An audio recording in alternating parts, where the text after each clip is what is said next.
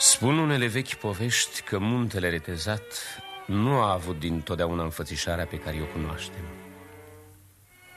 În vremuri de mult uitate, în care și stelele și oamenii și păsările erau altcum, el se arăta privirii mult mai înalt ca astăzi, ascuțit și înalt, fără seamăn, cu piscul pierzându-se în nori ca un horn învăluit în vârtejuri de fum. Și tot în acele vremuri, zice-se că în vecinătatea muntelui, într-o văgăună de piatră, își ducea traiul un uriaș pripășit nu se știe de unde. Uriașul era și el tot un fel de munte, dar un munte însuflețit. Brațele lui erau cât stejarii cei bătrâni, ochii ca niște bulboane, părul ca un lăstăriș încălcit. De când se acioase uriașul pe meleagurile acelea, oamenii de prin partea locului, oameni harnici și inimoși, își blestemau zilele fără încetare. Fiindcă Namila, amenințându-i cu puterea inăpraznică, îi robise cu totul, silindu-i să-și împartă bucatele cu dânsul. Și nemăsurată era lăcomia căpcăunului. Mereu suiau oamenii pe cărărea nevoiase către sălașul lui, aducându-i ploconă turme și cirezi, care întregi cu azimă și butii de vin roșu. Făceau drumurile acestea mohorâți și abătuți, cu inimile apăsate de obidă.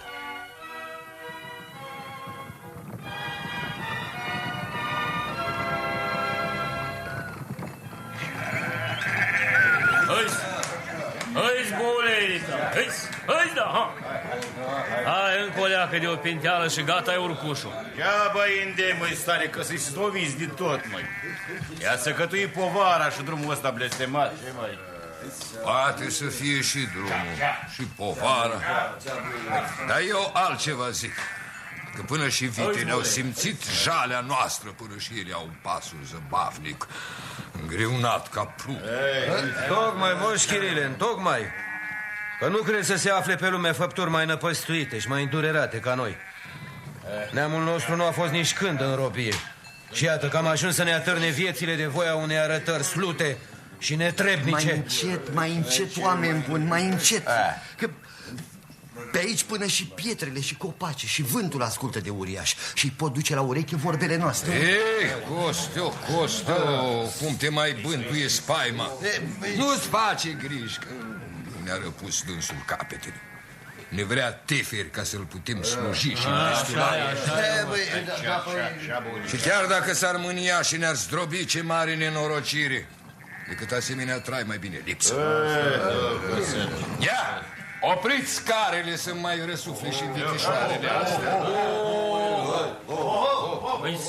Dar cine-i prost, ca mă furtați, mă? Ia dă să sorb o înghițitură de apă. Ia de colea, frate ursule.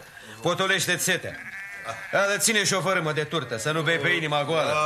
Turtă uscată, buruieni fierte. Cu asta ne ținem zilele. Că mana pământului și mioarcele noastre și cornutele se duc pe apa sâmbetii. Jânduiesc pruncii după un blid de lapte și îi amăgim cu zeamă de știr.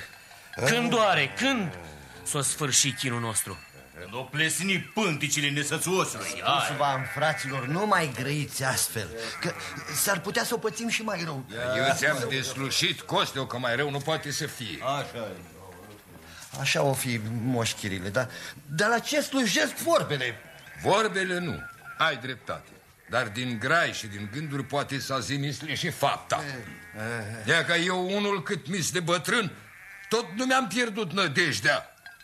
De noi apuca eu ceasul acela, are să-l apuce nepotul meu, Toadeul. Așa-i, nepoate? Geaba-i grăiești că el nu te aude. E colo un vâlcea cu lege brândușii. Vorba aceea, casa arde și baba se fiaptă. O sândi, drăgane, nu așa-i tinerețea. Bă, Toadel! Băi! Aici sunt, bunicule! Pornim mai departe? Un porni, dar ia spune tu, nepoate, pentru cine ai strâns chita aceea de flori? Pentru nimeni, bunicule. Erau atât de fragede și atât de frumos zugrăvite că... Lasă că știm noi, mă.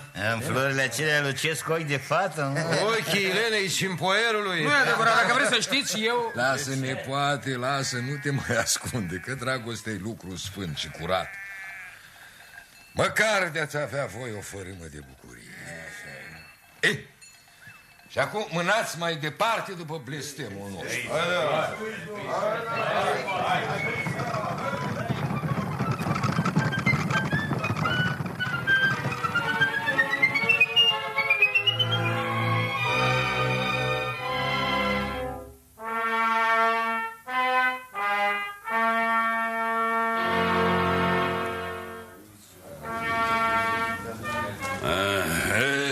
V-ați arătat în sfârșit nevolicilor.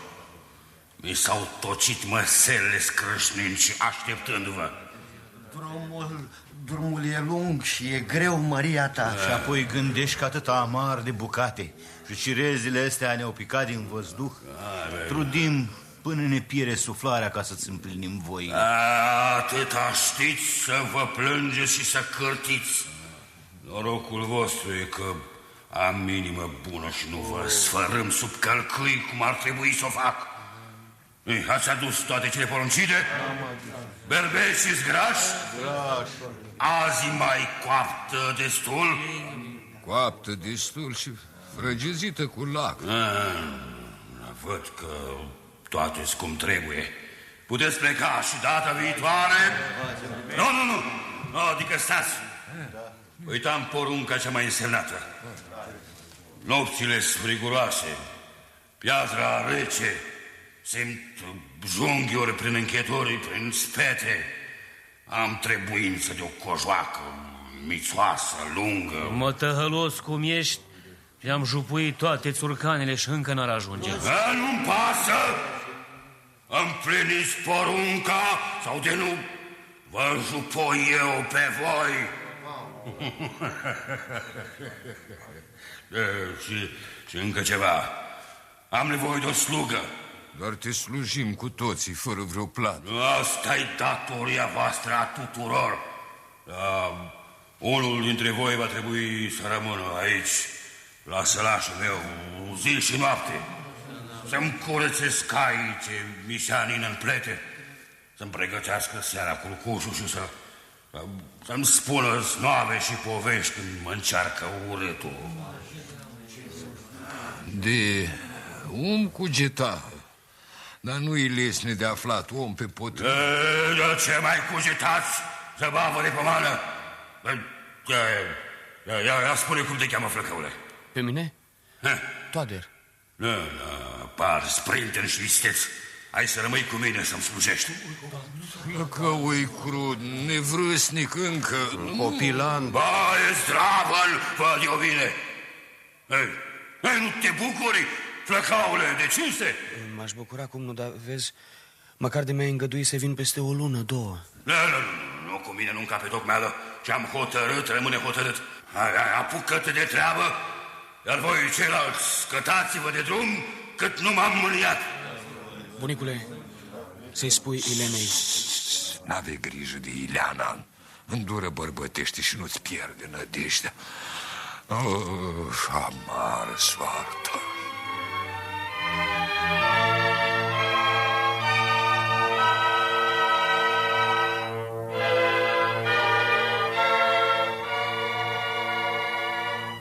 Așa, băiete, dă-i zor, nu te îndali. Furisită treabă.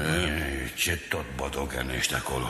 Ai pletele mai încălcite ca un ghem de funii. M-am istovit greblând și scociorând prin ele. Privește, am ales un maldăr de ciulini, ba chiar și niște cuiburi de croncan găsi. Apoi de ce ți închepui că te-am oprit ca să-mi slujești? Da, culcușul pentru noapte mi l-ai pregătit. Am așternut 3 clăi de fân, precum ai poruncit.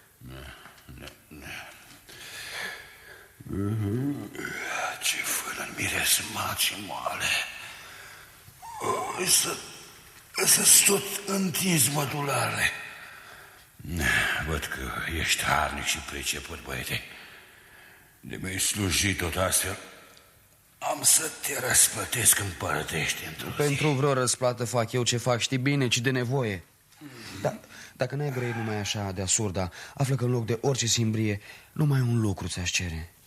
Să dai bieților oameni pace. Nu-i mai urgisi, nu-i mai sili să-și rupă de la gură ca să te îndestuleze pe tine. Vorbești în toti. Una ca asta nu-i cu putință. Vezi bine că Firea m-a plămădit cu dărnicie osebită și ca să-mi astup prăpastia din pântec am trebuință de bucate multe. Adevărat o fi, dar de ce nu te strădui tu însuți să le agonisești? Ori te îndură măcar să-i ajuți pe oameni cât de cât. Cu puterea ta nemai văzută, cât ai putea să faci, așa ca într-o joacă. Să sap fântâni, să dai copac, să te vilești puhoaie. Da, dar știi că mai veseli, băiete, auzi și-a născocit să sap fântână.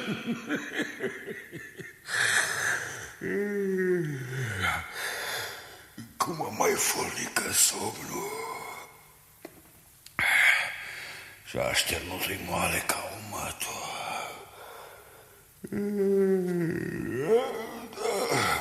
Am să te răsplătesc într-o zi. A dormit. Dormirea-i somnul de veci, n-amilă fără simțire.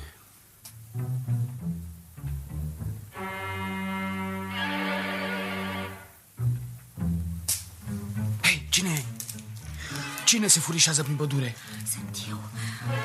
Crește mai încet și departează-te de uriaș să nu-l trezești. Tuliana. Da. Doamne, ce nesocotință! Cum de-ai cutezat să înfrunți prin mejdile venind la miez de noapte în bârlogul căpcăunului? Nu m-am mustrat, iubite. Dorul m-a mânat încoace. Dorul fără capăt, arzător. De n-ai putut tu să mai cobori în vale. Am luat eu muntele Pieptiș. Ileana, știi bine ce năpasta a căzut pe capul. Ce pot face?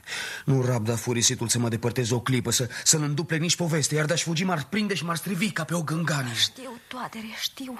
Și mi-e inima tăciune. Pe toți ne apasă blestemul robiei, dar ție ți-a fost răzită soarta cea mai aspră.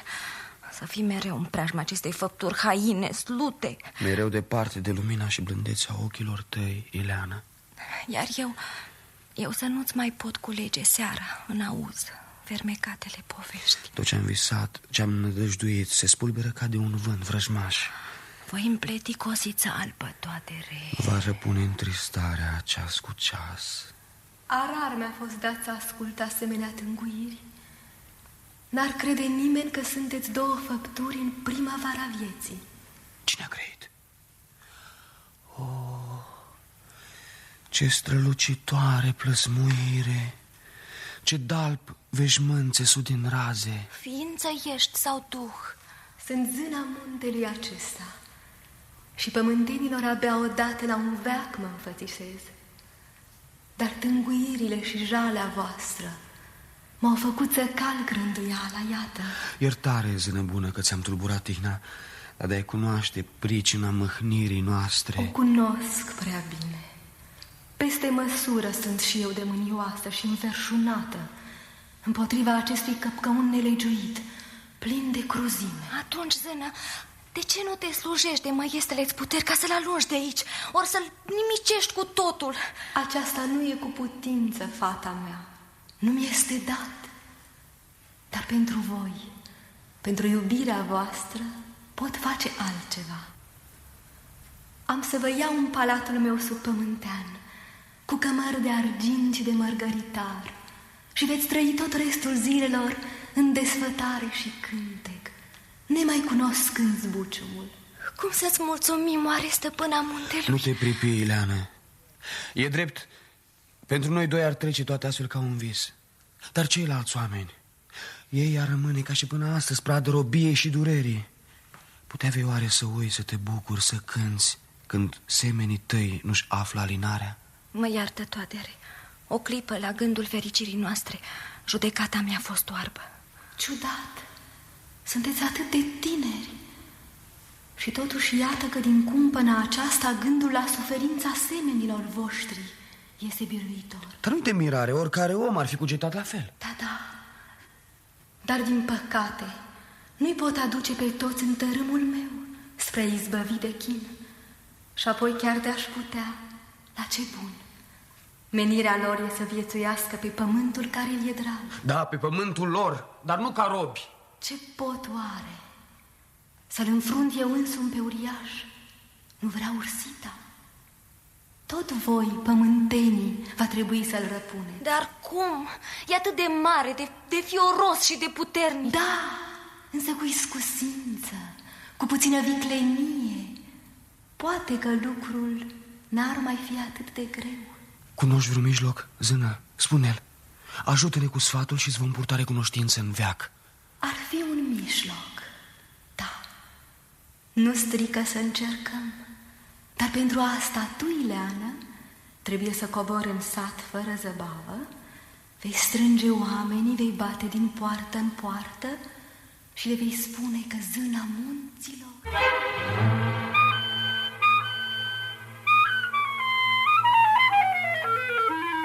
Hai, grăiește, fată, nu ne mai ține pe jăratic. Ne-ai smuls pe toți din somnul cel trudit în puterea nopții și ia că ne-am supus. Mă mir și eu, oamenii în toată firea să ne supunem astfel unei fetișcane. Da, măi, Costu, lasă să-i grăiască. Moșule Chiril, oameni buni, am coborât din munte într-un suflet. Fost acolo? Da. Sus? Tu singură? Da, am fost să-l văd pe Toader. Dar mi-a ieșit în cale norocul. Nădejdea, oameni buni. Bucurați-vă, căci în curând avem să scăpăm de urgie. A bătut ceasul din urma al căpcăunului. Fată, hăi, știi oare ce vorbești? Ori, Doamne ferește, de durere ți s-au tulburat mințile. Sunt teafără și știu ce spun, Moș Chirile. Cunosc în ce fel vom putea scăpa de pacostea robiei. Spune atunci, spune. Tăcere, să ascultăm. Aprindeți de îndată focul în vatra cea mare unde se topește fierul. Strângeți apoi toate ilaiele și toate baroasele deprinsate la oaltă. Meșterii Faur să se apuce de lucru cu nădejde și să vă urească până mâine în zori un paloș mare cât îi bradul cel mai înalt și greu de 1000 de ocale. Pe semne șuguiește, Ileana. Cine-i voinicul să ridice asemenea armă? Dar nu m-ați priceput. Paloșul acela nu pentru noi îl făurim, ci pentru uriaș, spre el dăruim. Ia că asta e prea de tot. Noi înșine să punem în mâna bezmeticului unealta morții noastre. Nici eu, copila mea, mă tem că nu înțeleg la ce bun toate acestea. Veți înțelege când vă voi spune că acesta e sfatul Zânei Muntelui. Zâna Muntelui? Da. Cea care se arată odată la un veac? Ea însăși ne-a ieșit în cale și înduioșată de chinurile noastre ne-a dat povață înțeleaptă.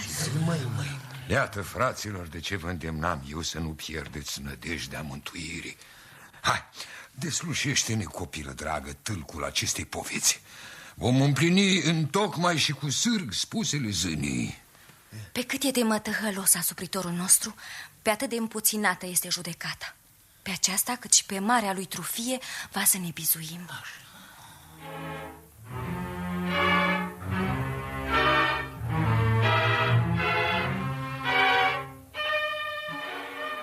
Hai, slugă ticăită, unde mi umbli? De un ceas de când te caut și tot te strig în van. Stăpâne, iartă, fusei în codru să adun găteje. Doar tu însuți ai poruncit ca focul să nu se stingă întreaga noapte. Da, se înțelege, doar n-ai vrea să-mi înțepenească mădularele în somn. Veghează, dar și atâția necurmat, Geratiu. Ar mi interesa scurășit cu traiul tău cel bun. Auzi, trai bun, aveai parte tu de el. Ce tot mor, măi? Nimic, stăpâne? Nimic. Făptură ciudată mai ești și tu. Îndruge așa de unul singur, vrute și nevrute. Nu mai departe ca azi noapte, trezindu-mă din picotealul, te-am fost zărit la foc, mișcând din buze ca năucii. Dar cui vorbeai? Ia ca unui gând al meu. Cărui gând? O slugă n-are gânduri. Sau dacă are, musai să le cunoască și stăpânul. Nu, mă sfiez. Grăiește, îți poruncesc. Stăpâne, îmi ziceam așa că o făptură mai puternică și mai strălucitoare decât tine nu se află pe pământ. Așa. Dar vezi că strălucirea măriei tale nu-i întreagă. Cum ai spus? Da, totul îi lipsește ceva, o nimica toată. Și ce anume îmi știrbește fala, poți să-mi spui? Stăpâne, cât ești de mare și de frumos, nu-ți fie de ochi. Te-ai mai purtat la brâu și un paloș, o spadă, cum au toți voinicii din poveste. Curat că nu ți-ai mai aflat pereche. Fleacul, am brațele ca stânca. La ce mi-ar trebui în paloș? Nu-i vorba de putere, măria ta, ci, cum să zic, de înfățișare și de rang. Nu, poate că grăiești cu drept. Dar unde oare să aflu o armă pe măsură? Ce meșter s-ar pricepe să o croiască? Stăpâne, Despre asta n-avea grijă. La noi în sat sunt meșteri iscusiți, și bucuroși ar fi să se trudească pentru tine. Zici că înfățișarea, rangul, fie, dă fuga în sat. Hai, nu mai pierde vremea.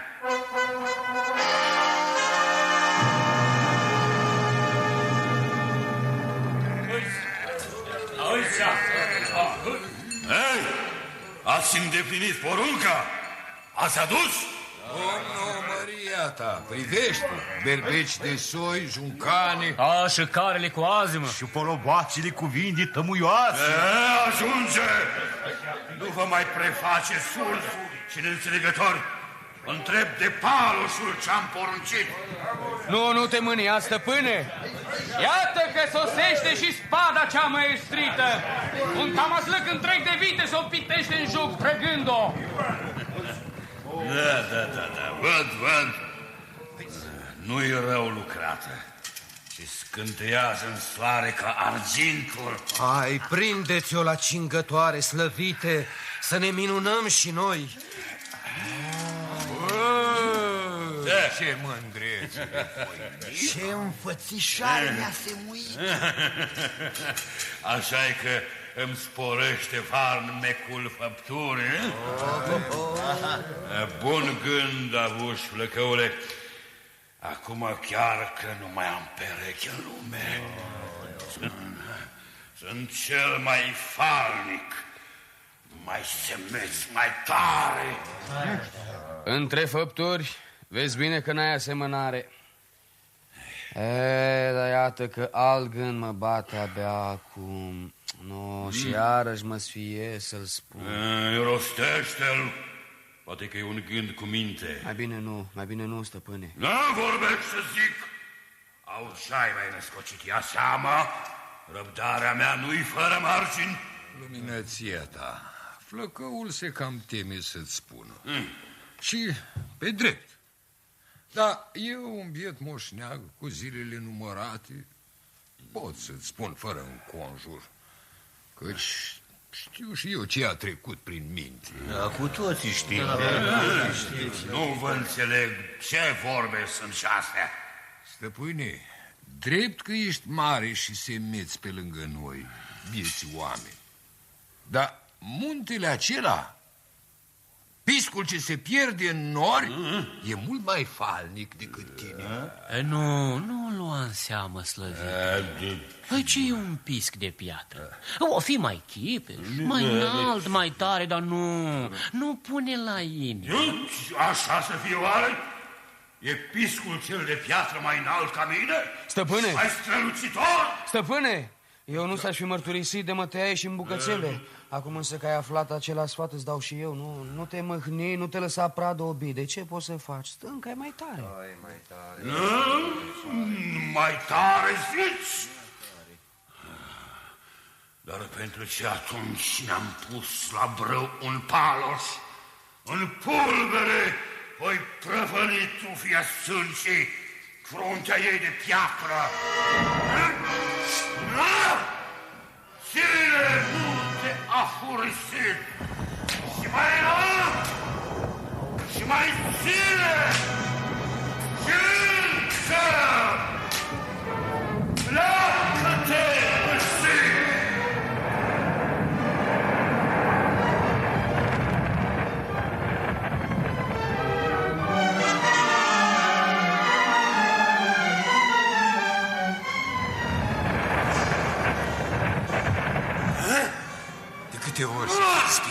Cine mai stă să soare?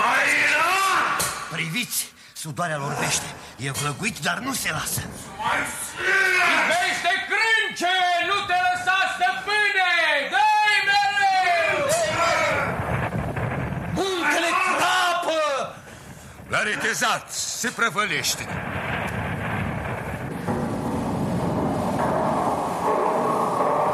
Stăpâne, asemenea ispravă nici că am mai văzut. Dar ce ai? Nu ți-e bine? Te clatini. Sunt istovit.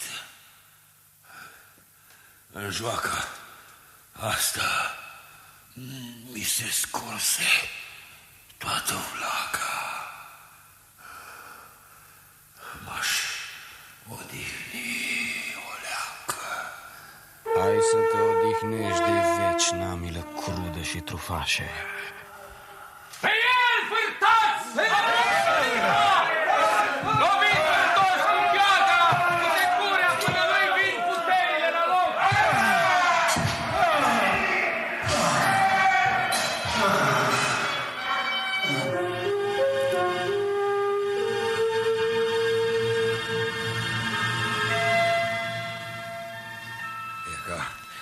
L-am întâi de zile. Nu mai suflă. Asta se cheamă că am alungat și spaima și robia. Dar câți plătiră cu viața lor aceasta? Blestematul, oricât de ostenit, nu s-a lăsat prea les nerăpus. De când e lumea, niciun lucru de seamă nu s-a împlinit fără o jertfă.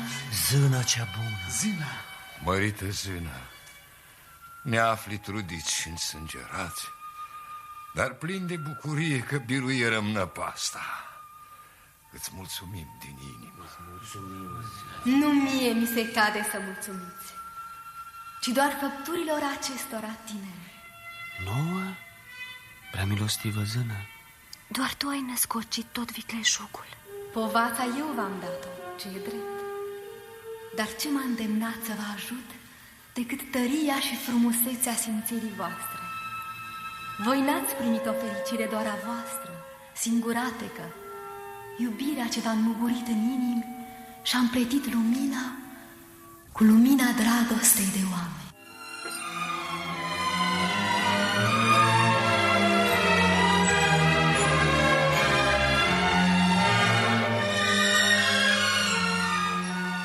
Și zâna muntelui s-a mistuit apoi învăluită în cețuri aurii.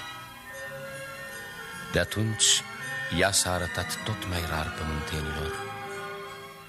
Pe semne am bătrânit și ea, zăbovind lângă vatra ei din adâncuri și gândind la întâmplările de odinioară. Despre întâmplările acelea amintesc și astăzi stâncile albe care ar fi, zice-se, rămășițele uriașului, risipite de vulturi și spălate de ploi, cât mai ales muntele acela cioplit cu paloșul și pe care oamenii l-au numit Retezat.